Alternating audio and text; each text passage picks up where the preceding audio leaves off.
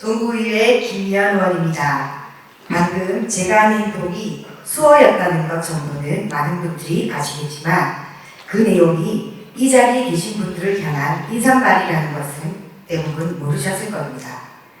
여기 계신 분들에게만 국한된 말이 아닙니다. 수어는 한국수어언어법에서 국어와 동등한 자격을 가진 엄연한 하나의 언어로 인정하고 있음에도 농인분들과 그 가족 등 수어 사용 당사자들을 제외한다면 대부분의 시민들에게는 생소한 언어인 것이 현실입니다. 그렇지만 이러한 현실은 어떻게 보면 자연스러운 흐름일 수도 있습니다. 세계 공용어로 여겨지는 영어조차도 취업이나 업무, 취미 등 자신의 삶과 딱히 직접적인 연관이 없는 시민들에게 친숙한 언어가 아닐 텐데 하물며 수어는 어떻겠습니까? 당사자가 아니고서야 평생 한 번이나 쓸까 말까한 언어를 새로이 배우기 위해 많은 에너지와 시간을 투자하는 것은 어떻게 보면 상당히 비효율적인 행동일 것입니다. 다만 제가 앞에서 말씀드린 말씀은 철저하게 일반 시민분들의 입장이고 관의 입장은 달라야만 합니다. 저희에게는 모든 주민들에게 공공복리의 혜택이 골고루 돌아가게 할 의무가 있으며 그것이 관이 존재해야 하는 이유이기 때문입니다.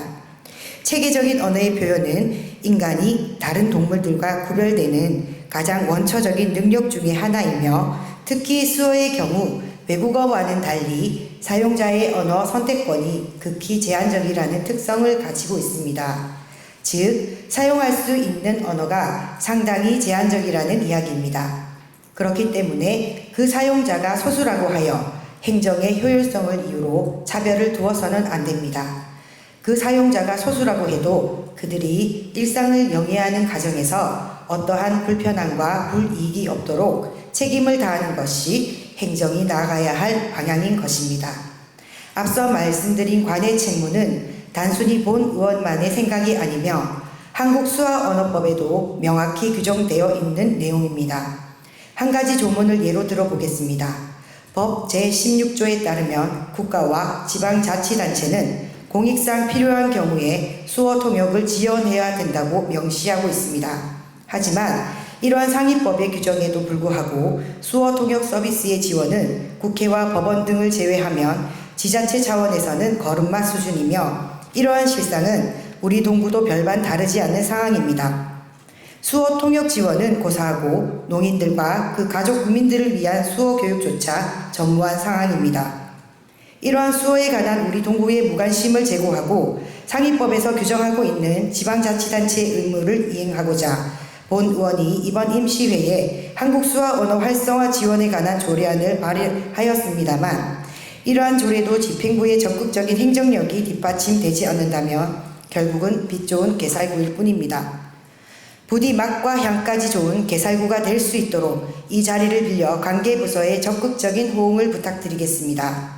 향후 2030 부산 세계박람회가 유치된다면 수많은 언어를 사용하는 관광객들이 우리 동구를 방문할 것이고 그에 따라 수어 통역 서비스의 수요도 급증할 것으로 예상됩니다. 하지만 수어 통역사는 만성적인 인력 부족으로 인해 현재도 전국적으로 통역사 1인당 100명의 청각장애인을 지원할 정도로 과도한 업무에 시달리고 있다고 합니다.